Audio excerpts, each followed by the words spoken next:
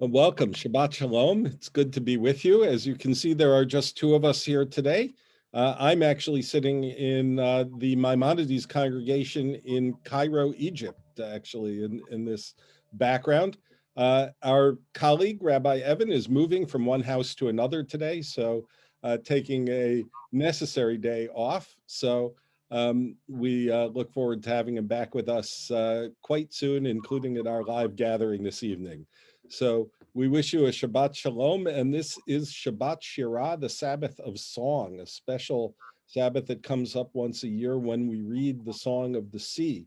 And so our opening song today is going to be a version of Hine Matov from Psalm 133, but bringing into it a melody that maybe you don't know, a Zulu folk song, and it's going to include some of the language of the crossing of the sea. We are marching across the sea from slavery to freedom. הנה מה טוב ומה נעים, שבת אחים גם יחד. One more. הנה מה טוב ומה נעים, שבת אחים גם יחד. הנה מה טוב, או שבת אחים גם יחד. הנה מה טוב, או שבת אחים גם יחד. We are marching in the light of God. We are marching in the light of God. We are marching in the light of God. We are marching in the light of God. We are marching, oh, we are marching in the light of God. We are marching, oh, we are marching in the light of God. Hine ma tov u'ma na'im, shevet achim gam yachad. Hine ma tov u'ma na'im, shevet achim gam yachad. That's a beautiful melody. That's really fun to sing. Yeah. And as we think about our ancestors going from slavery to freedom, as we will throughout this service, we remember that our tradition tells us to sort of relive these moments of our past, as we do when Passover rolls around, and we're supposed to remember that we were slaves in Egypt and that we go free. And so this Shabbat, as we think about crossing the sea, imagine yourself being a part of that entourage of Israelites going from slavery to freedom. We are one people, one mixed multitude leaving Egypt. And so we sing of our oneness as we sing Shema. Shema Yisrael, Adonai Eloheinu, Adonai Echad. Baruch Shem Kevod Malechuto Leolam Oed. This week also marks the 10th yahrzeit since the death of Debbie Friedman, for whom the Reform Movement's Cantorial School is named. Debbie Friedman was a true pioneer in creating new settings for Jewish prayers and creating new music. And she noticed in the Torah that it talks about the women in particular with timbrels, with hand drums, musical instruments that they carried with them from Egypt. And you might ask the question, if you had to leave your home in a hurry, what is it that you would pack? Now, I know for Cantor J, he would grab his guitar. I mean, there's just no question about it. But, you know, to have the wherewithal to think, to pack musical instruments so that they would have a way to celebrate once they cross the sea, that's a remarkable act of faith. And so Debbie Friedman wrote this whole song related to Micha Mocha about the women carrying those timbrels with them from their home in Egypt to their place of liberation in the desert. And so we turn to words of Micha Mocha as Debbie Friedman composed them. Ya la la la la la la la la la la la la la la la la la la la ya la la la la la la la la la la ya la la la la la la Micha Mocha Micha Mocha ba'elim Adonai Micha Mocha ne'edar ba'kodesh Nora tehilot osefele, Nora tehilot osefele. Malechutecha ra'umanecha, Bohokei hayam nifnei Moshe u'Miriam, Ze'elianu ve'amru, Ze'elianu ve'ameru, Adonai Le'olam va'ed Adonai Himloch Le'olam va'ed And the women dancing with their timbrels followed Miriam as she sang her song. Sing a song to the one who we've exalted. Miriam and the women danced, they danced the whole night long. And Miriam was a weaver of unique variety. The tapestry she wove was one which sang our history. With every thread and every strand she crafted her delight. A woman touched with spirit, she dances toward the light. 5, 6, 7, 8, and the women dancing with their timbrels followed Miriam as she sang her song. Sing a song to the one who we've exalted. Miriam and the women dance, they dance all night long. Ya la la la la la la la la la la. Ya la la la la la la la la. Ya la la la la la la la la la. Ya na na na ya na na. We take a moment for our own prayers, not the ones that are written in the prayer books or in the Torah, but what's written in our hearts, in our minds this week. As always, feel free to put us on pause, take as much time as you need to say the prayers of your heart on this Shabbat.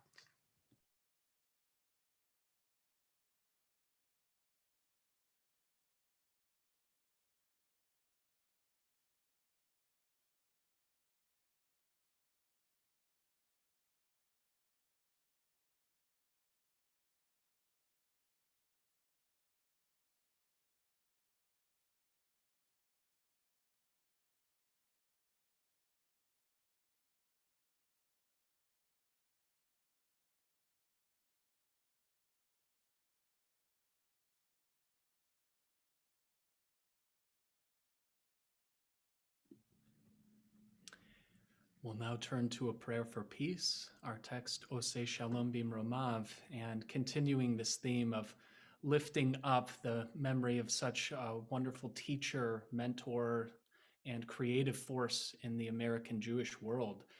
This melody is composed by Debbie Friedman, and would just say that so many generations have used the inspiration of Debbie Friedman, her music, to sing prayers together. And there's almost so many melodies that she brought to our community to even count. And certainly this is the time, this Shabbat Shirah, so appropriate to remind ourselves of the incredible creativity and inspiration she left us. Oseh Shalom Bimromav, Hu Ya'aseh Shalom Aleinu, Ve'al Kol Yisrael Ve'imeru Amen. Oseh Shalom Bimromav, hu ya'aseh shalom aleinu ve'al kol Yisrael ve'imeru amen. Say shalom bimromav hu ya'aseh shalom aleinu ve'al kol Yisrael ve'imeru amen. Oh, say shalom bimromav hu ya'aseh shalom aleinu ve'al kol Yisrael ve'imeru amen.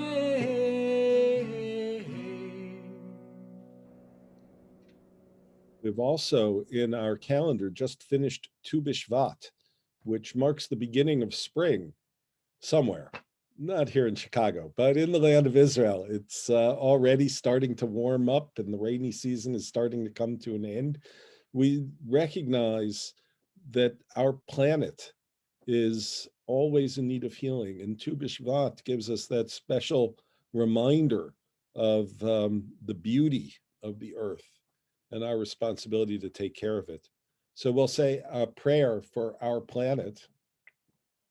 Dear God, help us celebrate your awesome creation and all the life on the wondrous planet Earth. Help us feel connected to all of life on this small blue planet. Life is living us. Creator of the universe, help us understand that to master our world means to take responsibility, not only for ourselves, but for all the creatures on Earth. Help us use the power you gave us to build a better living world and not casually destroy the beauty we have borrowed from our children. We are the stewards, your partners in creation. We call on you for help and guidance. Our God, God of our ancestors and of our children, in this time of climate crisis, help us to preserve life, protect it, and defend it. We owe it to our children, those born and those yet to be. If not for us, then for them, dear God. Guide us on our journey. And as we think of healing the earth, we think of healing all the people on it as well. We certainly are thinking of all those who are suffering in this time of pandemic, those near to us and those far away, those whose names we know and those whose names we don't. We ask God to remember them all and bring them healing. And in our own community, we're thinking of Marty Aronson, Aliat Auban, Benjamin Chaim Ben Saralea, Lori Cantor, Michael Dalbora, Michael Ellsworth, Marcy Epner, Michelle Felber, Marshall Gelfand, Gloria Gershkoff, Don Goldstein, Stuart Goodman, Jim Graham, Dennis Hernrich, Dan Hinden, Donna Horton, Julian Horwich, Martin Hutensky, Alana Issakow, David Kaminsky, Jackie Katz, Trevor Keeney, Lisette Cohn Gale, Rana Kramer, Gabby Kraus, Howard Levin, Hannah Malia, Michael Maller, Barry Maram, Jana Melnikov, David Moody, Harriet Morrison, Leah Moskoff, Noach Ben David, Dave Pallister, Annie Parab, Beth Parab, Pesach Ben Lana Eugene, J.D. Plotnick, Mark Pullman, Rachel Yisraela Bat Chaim, Toddy Richmond, Maria Rodriguez, Nancy Roman, Roberta Rosenfeld, Marty Rudow, Sarah Batbatsheva, Shanel Batbatya Van Esther, Jeff Slowick, Dave Stratton, Vanessa Batmashalev Yahushua, Lionel Watson, Dan Wright, Mike Zidman.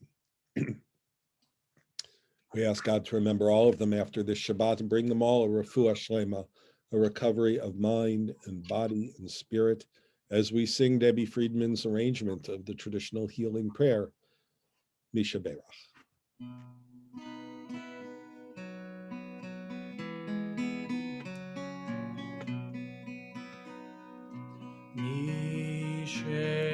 sheberach Avotenu Mekol habracha Leimotenu. May the source of strength who bless the ones before us help us find the courage to make our lives a blessing, and let us say Amen.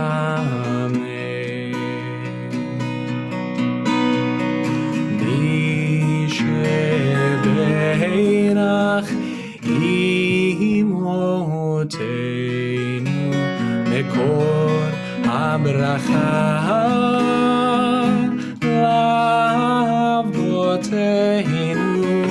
Bless those in need of healing with refuah shelema, the renewal of body, the renewal of spirit, and let us say Amen.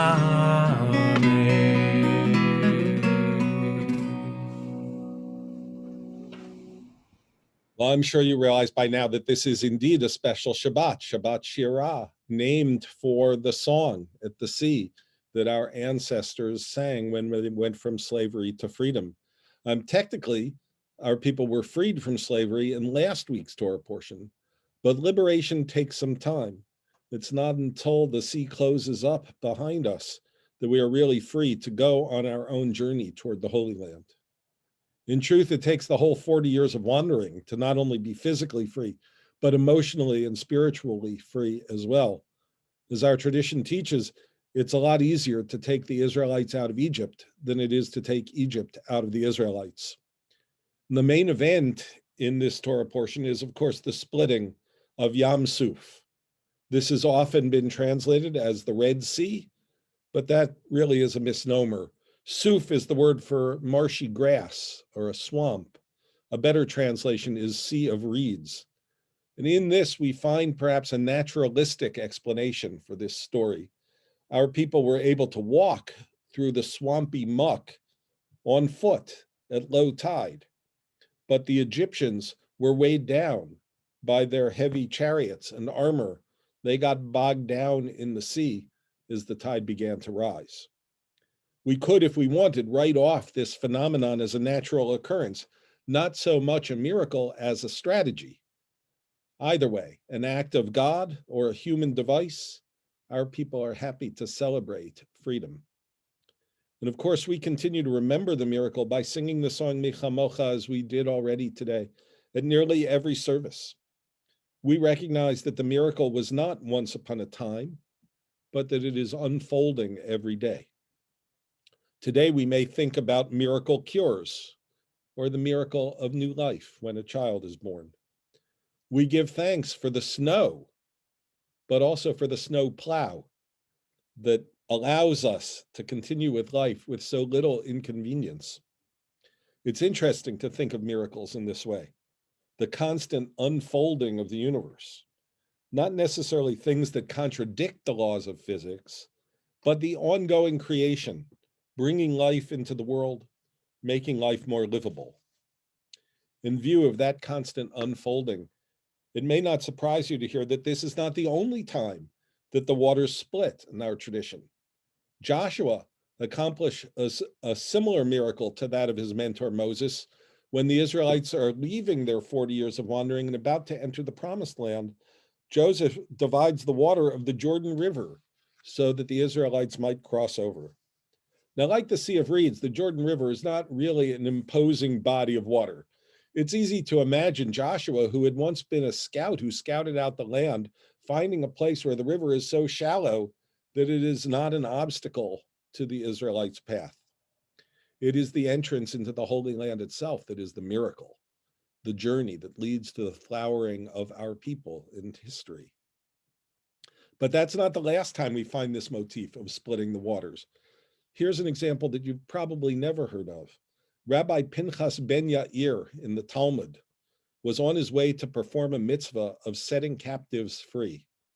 At a certain point, the Genai River blocked his path, and he commanded, "Genai, split your waters so that I can pass through." And the river replied, "You are going to perform the will of your master, and I'm going to perform the will of my master. You may not succeed in your task, while I will surely succeed." He responded, "If you don't split, I decree that water should not flow in you forever." And the river split, and he went on about his way. I love that story from the Talmud. A key to understanding it is this phrase, when the rabbi says, "I decree this water shall not flow in you forever." What are we to make of this? Rabbi Pinchas, if he means, I'll build a dam and then I can get across the river, right? Well, he would have stopped with, "I decree that water should not flow in you."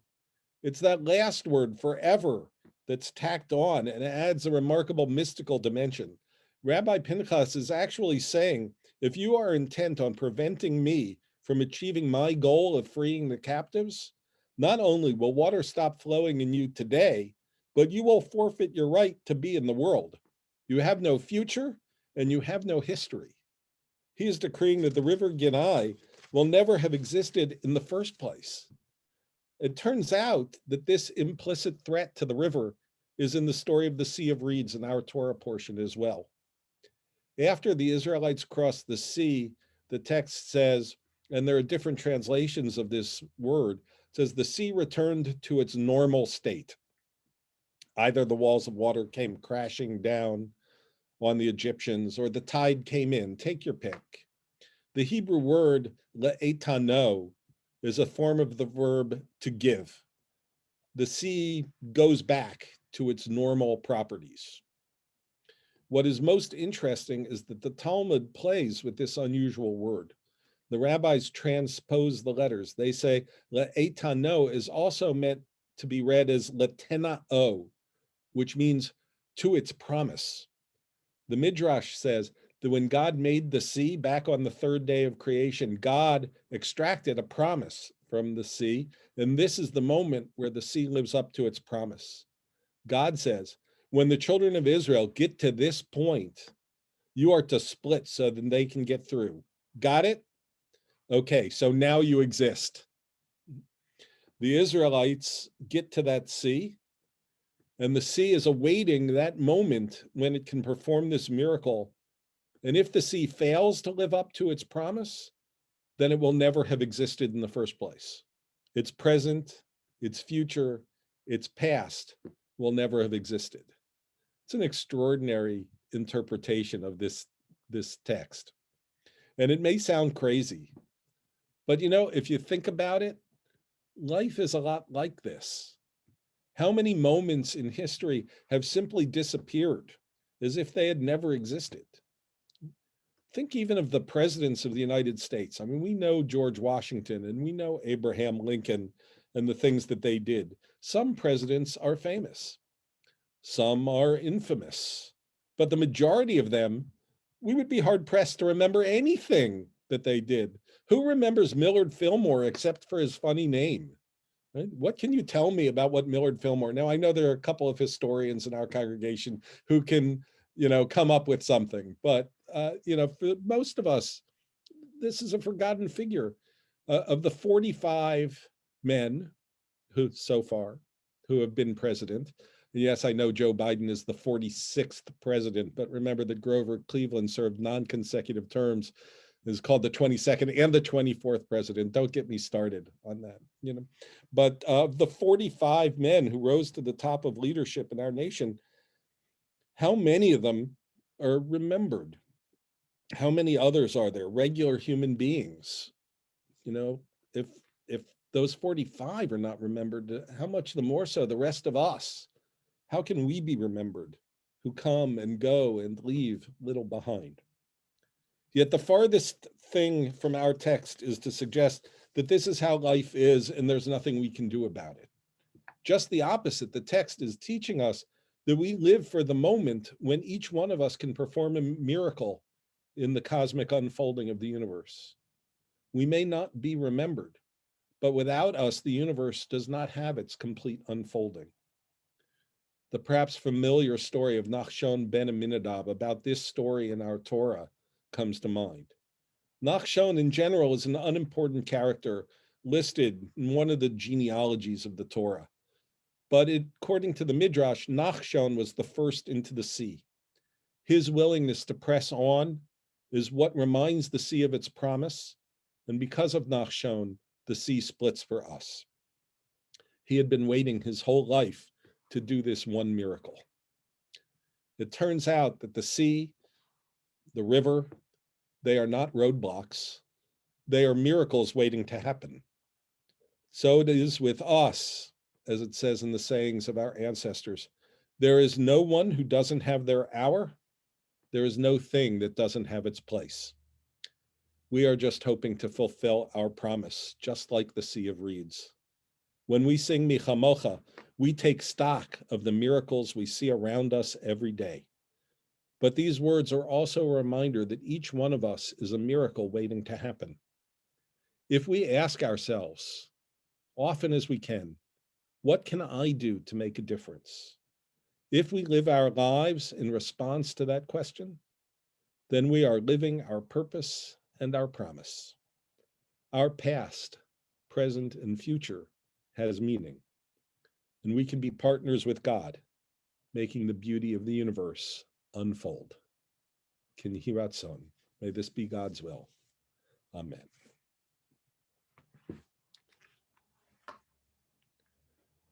We turn now to thinking of those from our past, those who are no longer with us, but whose memories do remain as a blessing, and the miracles that they did in their lives for us are always with us.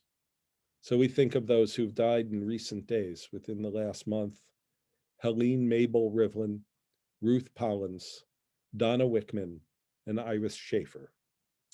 And we remember the art sites this week of Gerald Batt, Isabel S. Birkin, James Brown, Adele Chubin, Morris Cohen, Esther Drebin, Shirley Dubois, Samuel H. Feuerzag, Merrill Freed, Debbie Friedman, Lenore Friedman, Jean Ginsburg, Ruth Carson, Samuel Kirsten, Estelle Kirstein, Ida Kalinsky, Sam Lake, Edward B. Libber, Donald Lowitz, Norman Lyon, Reynold Macnin, Nan Meyer, Bessie Mutter, Alexander Barker Perma, Dr. Joel David Portnoy, William Richmond, Ethel Sallet, Alvin Schechter, Elaine Schuster, Goldie Seligman, Jay Wasserman,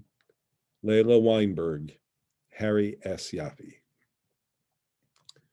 We're thinking of all of those, and of course, we're thinking of those who've lost their lives in recent days and weeks in this pandemic, and we're praying for all of their families, for all those who have lost loved ones. We say these ancient words, the Kaddish Yatom, the mourner's Kaddish, in memory of all of them. Yitkadal v'yitkadash Shemei Rabbah, B'alma divrach hirute v'amlich malchute, B'chaye chon uv'yom echon uv'chaye dechol Beit Yisrael, Ba'agala v'zman kariv v'imru. Amen. Yehei Shmei Rabbah Mivarach le'alam ome omaya, V'yitbarach v'yishtabach v'yitba'ar v'yitramam v'yitnaseh, V'yitadar v'yitale v'yitalal Shmei dekudesha brichu, Leilo min kol birchata v'shirata, Tushbechata v'nehemata, Damiran b'alma v'imru. Amen. Yehei Shlomo Rabbah min Shemaya, B'chaim aleinu v'al kol Yisrael v'imru. Amen. Osei shalom bimromav, huya asei shalom, aleinu v'al kol Yisrael v'imru. Amen. Just before our closing song, I want to remind you that in commemoration of both Tu B'Shvat and I think we could say Shabbat Shirah, we have some songs this weekend. So Sunday afternoon at 4 p.m., please join us all together as a community for a wonderful concert. Jay, do you want to tell us a little more? Sure. This is typically we have 2 concerts each year that feature all of the various participants in our amazing music program. And this concert is going to be spectacular with contributions from every single corner of our amazing community. We're going to feature music by our singer and songwriter in residence, Todd Kessler, and including also music from Russell Stern, our music director. Our choir conductor in residence, Jack Reeder, has composed a piece of music for the occasion. And so come and support your fellow congregants, support our amazing music program. And it's a 1-hour event. So from 4 o'clock to 5 o'clock, you will be entertained, you will be moved, you will be uplifted, and you will be inspired to help protect and again dedicate ourselves to the environment and celebrating God's creation. So I am also presenting an original composition that I wrote for one of our prayers. It's a setting of Shalom Rav. And also one last person to give a shout out to. If you enjoyed our High Holy Days this past Holy Day season, you will know the incredible work of Don Kagan, a wonderful music producer and musician into the Chicago area. And Don has even helped us to prepare some material for a concert. So hope that you can join us. If not, perhaps stay tuned and we'll see if we can upload some of our music videos from the event on our Facebook page and on YouTube. So check it out, folks, this Sunday at 4 o'clock. I think it's going to be snowing outside here in Chicago. So where are you going to go? Come and join us. It's going to be terrific. I'm counting down the hours till it happens. So do we have a closing song? We sure do. I thought I'd keep it short and sweet and on the theme of music. And, you know, something about this moment in our nation, in our community, it's almost as if we have kind of rediscovered the power of poetry and the power of music. And so one thing that I love about this closing song for today is the way that it speaks of our value of peace, not only in Hebrew, but also in Arabic.